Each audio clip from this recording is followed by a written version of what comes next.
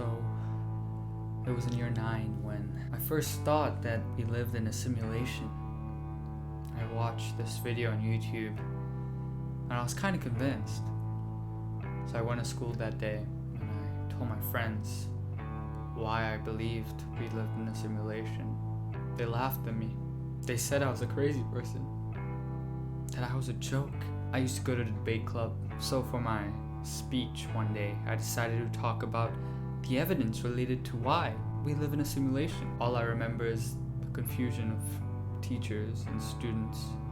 They made me sit down, no questions asked. So this is who the video is for, the non-believers. Everybody is subjected to their own opinion. That should be accepted, even though it may be totally wrong, like the non-believers are. I'm not the crazy person here, and these 3 reasons will prove why. Reason number 1. One of the main arguments in this matter is mathematical rules. Look at our universe for a second. Look at our galaxy. There are so many mathematical rules in place.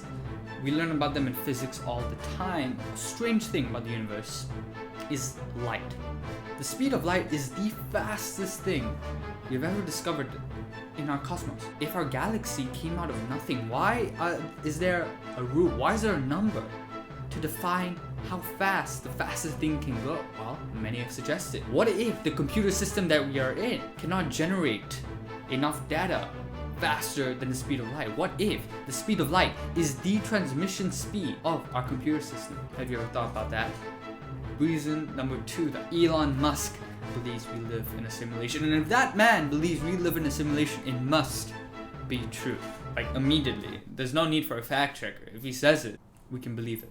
So why does he believe that we live in a simulation? Well, the answer is actually quite simple. He believes in the simulation theory, which was written by Nick Bostrom, an Oxford philosopher. You see, Nick Bostrom came up with these 3 ideas, and the 3 ideas basically followed 3 scenarios that could happen in the future. Alright, number 1, humans reach the ceiling of advancement. We can't advance faster, and it turns out we just end. Civilization just ceases to exist. The second option is we pass the ceiling of advancement. We actually advance to a stage where we can make simulations, where we have the power, the computer power, and the knowledge to simulate an entire world. But we don't want to do so because there are ethical issues. People still feel pain in a simulated world. Everything feels real. So they choose not to. And then the third scenario is that we do pass the advancement ceiling and we do in fact make simulation. Why would humans actually make a simulation in the first place? Well, the answer is rather simple: to test and simulate situations. Have you ever thought about why our world is so perfectly placed in a scenario where we have global warming, war-torn zones, and now coronavirus? It seems like the creator is simulating these kind of scenarios and looking at how the mind, or the simulated mind, would think. But his theory doesn't only stop there. Imagine this. Imagine scenario 3 actually occurs and there's a civilization hundreds of years in the future that actually advances to a stage where they make a simulation. Now let's say they make the simulation. Now the simulated world will advance even more.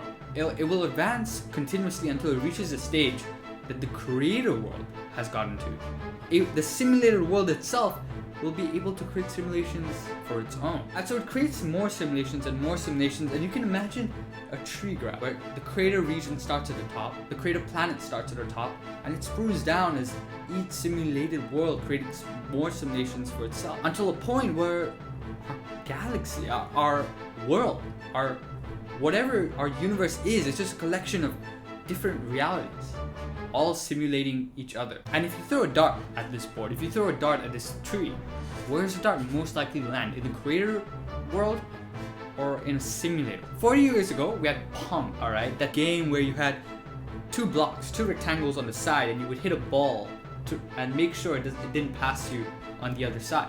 40 years later, we have 3D augmented video games where millions of players play simultaneously. Thus, to say that making a simulation and simulating the human mind in the near future is impossible is not necessarily true. Okay, and the third reason, and I think this is the main reason to the argument, is that you cannot prove that we're not living in a simulation. Think about it like this. Any evidence that we would find to say that we do live in a simulation, the creator could just simply erase it. There can't be any evidence. They control our minds anyways. So we would never ever have proof that we would live in a simulation until, of course, they pull the kill switch. Okay, but other than that, back to the point where you can't prove that we don't live in a simulation. Technically, you'll never ever find evidence to say that we do live in a simulation and that we don't live in a simulation. We can play a tennis match thinking about it. If you're a non-believer, and I actually believe that we do live in a simulation, and I said, you have no proof that we don't live in a simulation, you could just rebound that back at me and say, well, where's the proof that we do live in a simulation?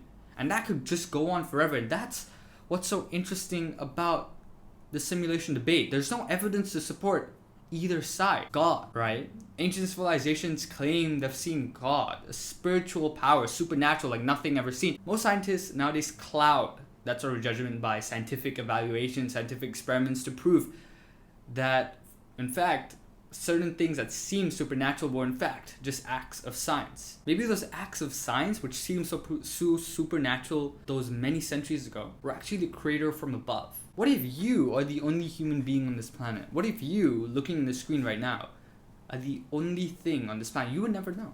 What if I'm the only thing and I'm talking to a camera for no use? How do you know I'm not simulated to say that? How do you know that everything behind you is actually there right now, but when you look, it just appears? How do I know that this camera is not a hollow object until I break it? We don't. I know I may sound like a crazy person, and if you've gotten all the way through this video, thank you so much. But you have to understand, at the end, there's no way to prove I'm not right. But then again, there's no way to prove that I am right. And yeah, that's a little philosophy for all of you. Alright, but weird conspiracies to the side. It's an interesting argument, and you should really check it out. A simulated world computer generated by thousands, billions, trillions, a number which humans can't even process, higher than that of bits and bytes or gigabytes or terabytes. We don't know, but it's cool. So if you got all the way through this video, thank you so much. I appreciate it so much. Go ahead and press the subscribe button. Maybe you find that whatever I'm saying is absolute nonsense and you completely disagree with it. Thank you. Write that in the comment. We'll have a conversation about it. Maybe you agree with me. Write another point if you feel there's something else that I didn't mention in this video. And of course, as always, see you in the next one.